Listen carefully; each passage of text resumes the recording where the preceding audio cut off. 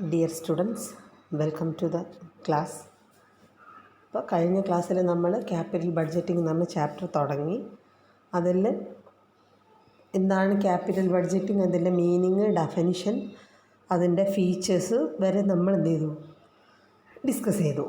അപ്പോൾ capital budgeting എന്ന് പറഞ്ഞാൽ എന്താണ്, നമ്മളൊരു ഇൻവെസ്റ്റ്മെൻറ്റ് പ്രോസസ്സാണ്. നമ്മളെ കയ്യിലുള്ള ഫണ്ട് നമ്മൾ എന്ത് ചെയ്യാൻ പോവാണ്, ഇൻവെസ്റ്റ് ചെയ്യാൻ പോകണം. ഒരു മെഷീനറി അല്ലെങ്കിൽ ഒരു അസറ്റ് നമ്മൾ വാങ്ങാൻ പോവുകയാണ്. അപ്പോൾ നമ്മളങ്ങനെ വാങ്ങാൻ പോകുമ്പോൾ എന്താ ചെയ്യുക, ലോങ് ടേം ഇംപ്ലിക്കേഷനാണ്. ഒരുപാട് കാലത്തേക്കുള്ള ഒരു അസറ്റാണ് നമ്മൾ എന്ത് ചെയ്യുന്നത്, വാങ്ങുന്നത്. ഒരു ഫിക്സഡ് അസറ്റാണ് വാങ്ങുന്നത്. അപ്പോൾ ലോങ് ടേം ഇംപ്ലിക്കേഷനാണ്. ഒരു വലിയ ഔട്ട്ലേ, ഒരു ഹ്യൂജ് ഔട്ട്ലേ, ഒരു ഹ്യൂജ് ഇൻവെസ്റ്റ്മെൻറ്റ് ആവശ്യം വരും. ഇതൊക്കെ നമ്മൾ ഇന്നലെ ഡിസ്കസ് ചെയ്തു. ഇന്ന് നമ്മൾ പറയുന്നത് ലിമിറ്റേഷൻസ് ഓഫ് ക്യാപിറ്റൽ ബഡ്ജറ്റിംഗ്. നമ്മൾ ഫീച്ചേഴ്സൊക്കെ നമ്മൾ ഇന്നലെ കുറേ പറഞ്ഞിരുന്നു. ഇനി അതിൻ്റെ ലിമിറ്റേഷൻസ് നോക്കാം. First one, the benefits from investment are received in future. This uncertain. Therefore, an element of risk is involved. അപ്പോൾ നമ്മുടെ ഫ്യൂച്ചറിൽ ബെനിഫിറ്റ് കിട്ടുന്നുള്ള രീതിയിലാണ് നമ്മൾ ഇൻവെസ്റ്റ് ചെയ്യുന്നത്. അപ്പോൾ ഫ്യൂച്ചർ ഈസ് അൺസർട്ടൈൻ ആണ്, അപ്പോൾ റിസ്ക്കും ആണ്. അതെന്താണ്, ഒരു ലിമിറ്റേഷനാണ്. നമുക്ക് ഫ്യൂച്ചർ എന്ത് ചെയ്യാൻ പറ്റില്ല, പ്രഡിക്റ്റ് ചെയ്യാൻ പറ്റില്ല. നമ്മൾ ഇന്ന് വാങ്ങി വെച്ചാലും നാളെ എന്തും സംഭവിക്കാം. അപ്പോൾ നമുക്ക് എന്ത് ചെയ്യാൻ, നമുക്ക് ഇത്ര പ്രോഫിറ്റ് കിട്ടുന്നൊന്നും ഒരിക്കലും എന്ത് ചെയ്യാൻ പറ്റില്ല. പ്രഡിക്ഷൻ മാത്രമേ നടക്കൂ, അത് കിട്ടണമെന്നെന്തില്ല, നിർബന്ധമില്ല, ഉറപ്പില്ലല്ലോ. അപ്പോൾ അതെന്താണ്, ഒരു ലിമിറ്റേഷനാണ്. Then some factors affecting investment proposals cannot be expressed in money value. ചില ഫാക്ടേഴ്സ് മണി വാല്യൂവിൽ നമുക്ക് പറയാൻ പറ്റാത്തത് വരും. അതായത് ഇൻവെസ്റ്റ്മെൻറ്റ് പ്രപ്പോസലിൽ ചില ഫാക്ടേഴ്സ്, ഇപ്പോൾ നമുക്ക് എന്താ പറയുക, പിന്നെ നമ്മളെ കയ്യിലുള്ള പണം, അതിന് നമുക്ക് എന്താ പറയുക, എണ്ണി തിട്ടപ്പെടുത്താൻ പറ്റും. നേരെ മറിച്ച് നമ്മുടെ ഒരു മനസ്സിൽ നമ്മൾ അനുഭവിക്കുന്ന ഒരു ടെൻഷൻ, ഇതിന് 1000 രൂപേൻ്റെ ടെൻഷൻ ഞാൻ അനുഭവിച്ച് പറയാൻ പറ്റുമോ, ഇല്ല. അപ്പം അങ്ങനെ അതൊക്കെ നമുക്കെന്താണ് ഇതിൽ പറയാൻ പറ്റില്ല. ഒരു ഇൻവെസ്റ്ററുടെ മെൻ്റൽ ഡിപ്രഷൻസും അതൊന്നും നമുക്ക് എന്ത് ചെയ്യാൻ പറ്റില്ല, മണി വാല്യൂവിൽ നമുക്ക് കൺസിഡർ ചെയ്യാൻ പറ്റില്ല എന്നാണ് പറഞ്ഞത്. ഇനി next, it is difficult to estimate the period for which investment is to be made and income will generate. നമ്മളിങ്ങനെ പറയും, ക്യാപിറ്റൽ ഇൻവെസ്റ്റ് ചെയ്ത് കഴിഞ്ഞാൽ നമുക്ക് 1 വർഷം കൊണ്ട് കിട്ടും, 2 വർഷം കൊണ്ട് കിട്ടും എന്നൊക്കെ നമ്മൾ പറയുമെങ്കിൽ കൂടിയിട്ടും ശരിക്കും ഈ പീരീഡ് നമുക്ക് എന്ത് ചെയ്യാൻ പറ്റില്ല. ഈ വർഷത്തിനുള്ളിൽ എനിക്ക് റിട്ടേൺ കിട്ടും നമുക്ക് പറയാൻ പറ്റുമോ, ഇല്ല. നമുക്കൊന്ന് സ്ഥാനം ഉറപ്പിച്ച് നിർത്തണമെങ്കിൽ ചിലപ്പോൾ ഒരുപാട് കാലം വരും. ചിലപ്പോൾ പെട്ടെന്ന് തന്നെ നമുക്ക് ഒരു അസറ്റ് വാങ്ങി അതിൻ്റെ പിറ്റേന്ന് തന്നെ നമുക്ക് അതിൽ നിന്നുള്ള അതിനെ കൊണ്ട് പ്രോഡക്റ്റ് ഉണ്ടാക്കാൻ പറ്റും. അതിനടുത്ത ദിവസം തന്നെ നമുക്ക് പ്രോഫിറ്റ് ജനറേറ്റ് ചെയ്യാൻ പറ്റും. അത് പറ്റിയില്ല എന്നും വരും, രണ്ടും സംഭവിക്കാം. അപ്പോൾ എന്താണ്, നമുക്ക് ഒരു പീരീഡ് എസ്റ്റിമേറ്റ് ചെയ്യുക എന്നുള്ളത് എന്താണ്, ഡിഫിക്കൽട്ടാണ്. Next, it is difficult estimate the cost of capital.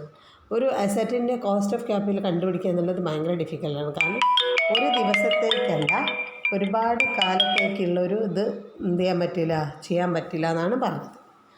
ഇതാണ് limitations of capital budgeting. Next, steps in CB, അതായത് ക്യാപിറ്റൽ ബഡ്ജറ്റിംഗ് പ്രോസസ്സുകൾ. ക്യാപിറ്റൽ ബഡ്ജറ്റിംഗ് പ്രോസസ്സ് എന്താണെന്ന് നോക്കാം. എന്തൊക്കെ സ്റ്റെപ്പിലൂടെയാണ് കടന്നു പോകുക എന്നുള്ളത്. First one, project generation.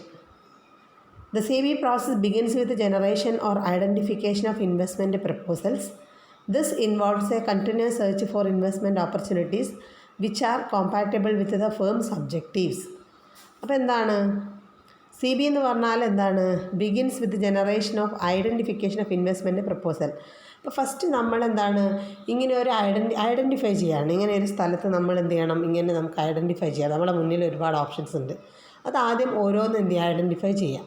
അപ്പോൾ നമ്മളെ ആവശ്യത്തിനനുസരിച്ച്, എനിക്കിപ്പോൾ ഞാനൊരു മാനുഫാക്ചറിങ് കമ്പനിയാണ്, എനിക്കൊരു മാനുഫാക്ചറിങ് മെഷീനാണ് വേണ്ടത്. അപ്പോൾ ആ മെഷീൻ ഏതൊക്കെ കമ്പനീസ് ആ മെഷീൻ പ്രൊവൈഡ് ചെയ്യുന്നുണ്ട് എന്നുള്ളത് ആദ്യം ഐഡൻറ്റിഫൈ ചെയ്യുക. അതാണെന്ത് ഫസ്റ്റ് സ്റ്റെപ്പ് എന്ന് പറയുന്നത്. Then second step, project screening. Each proposal is then subject to a preliminary screening process in order to assess whether it is technically feasible, resources required are available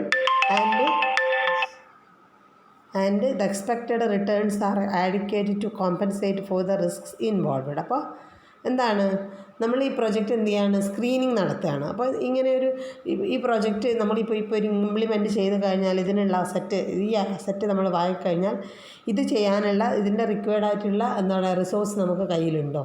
അപ്പോൾ ഒരു machinery വാങ്ങിയാൽ ആ machinery ഉപയോഗിക്കാൻ അറിയുന്ന labours നമ്മളെ കയ്യിലുള്ളത് അറിയണം. അല്ലാതെ വെറുതെ നമ്മൾ വാങ്ങി വെച്ചിട്ട് കാര്യമില്ല. ഇപ്പോൾ കമ്പ്യൂട്ടർ വാങ്ങി വെച്ചിട്ട് കാര്യമില്ല, അത് യൂസ് ചെയ്യാൻ അറിയുന്ന ആളുകൾ വേണം. അപ്പോൾ അതിൽ പ്രോഗ്രാംസ് ചെയ്യാൻ അറിയുന്ന ആളുകൾ വേണം. അതേപോലെ തന്നെയാണ് ഒരു മെഷീനറിയും. ആ മെഷീനറി എങ്ങനെ വർക്ക് ചെയ്യുന്നുള്ളത് അറിയണം. അപ്പോൾ അങ്ങനത്തെ അത് അവൈലബിലിറ്റി ഓഫ് റിസോഴ്സ് ഉണ്ട് എന്ന് പറഞ്ഞാൽ മാത്രമേ എന്ത് ചെയ്യൂ നമുക്ക് ആ പ്രോജക്റ്റിനെ കൊണ്ട് കാര്യമുള്ളൂ. അപ്പോൾ രണ്ടാമത്തെ സ്റ്റെപ്പ് അതാണ്. ദെൻ മൂന്നാമത്തെ step project evaluation. After screening of project ideas, the next step is to evaluate the profitability of each proposal. This involves estimation of cost and benefit in terms of cash flows, selecting an appropriate criterion to judge the desirability of the project. അപ്പോൾ മൂന്നാമത്തെ പറയുന്നത് എന്താണ്? Evaluate the profitability of each proposal. നമ്മൾ 2 proposal നമ്മൾ select ചെയ്തു, അല്ലെങ്കിൽ 3 proposal നമ്മുടെ മുന്നിലുണ്ട്. ഇനി ഓരോ പ്രപ്പോസൽസിൻ്റെയും എന്ത് നോക്കുകയാണ്?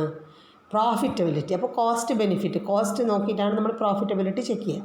അപ്പോൾ ഒരു ഇപ്പോൾ മെഷീനറി എയും ബിയും സിയും നമ്മുടെ മുന്നിൽ 3 എണ്ണം ഉണ്ട് വിചാരിക്കുക.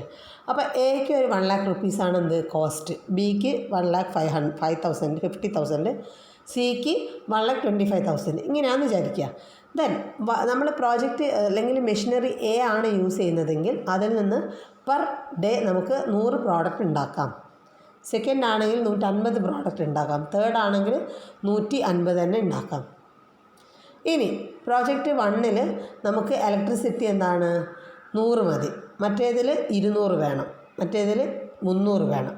ഇങ്ങനെ ഓരോന്നിനെയും നമ്മൾ എന്ത് ചെയ്യണം? ഇവാലുവേറ്റ് ചെയ്യണം. അപ്പോൾ ഓരോന്ന് ഇതാണ് ചെയ്യുന്നതെങ്കിൽ എത്ര നമുക്ക് ലാഭം അല്ലെങ്കിൽ എത്ര നമുക്ക് പ്രോഫിറ്റ് ഉണ്ടാക്കാൻ പറ്റും, സെക്കൻഡ് ആണെങ്കിൽ എത്ര പ്രോഫിറ്റ് ഉണ്ടാക്കാൻ പറ്റും, തേർഡ് ആണെങ്കിൽ എത്ര. അപ്പോൾ ഇതെന്ത് ചെയ്യുക? ഇവാലുവേറ്റ് ചെയ്യുക. 3ഉം കൂടെ എന്ത് ചെയ്യുക? ഈ കോസ്റ്റും നോക്കണം, അതിൽ നിന്ന് കിട്ടുന്ന ബെനിഫിറ്റ് നോക്കണം. 2ഉം കൂടെ വെച്ച് കമ്പയർ ചെയ്തിട്ട് എന്ത് ഏതാണ് നല്ലത് എന്നുള്ളത് ഇവാലുവേറ്റ് ചെയ്ത് എടുക്കുക. അതാണ് തേർഡ് സ്റ്റെപ്പ് പറയുന്നത്. ഇനി 4th സ്റ്റെപ്പ് പ്രോജക്റ്റ് സെലക്ഷൻ.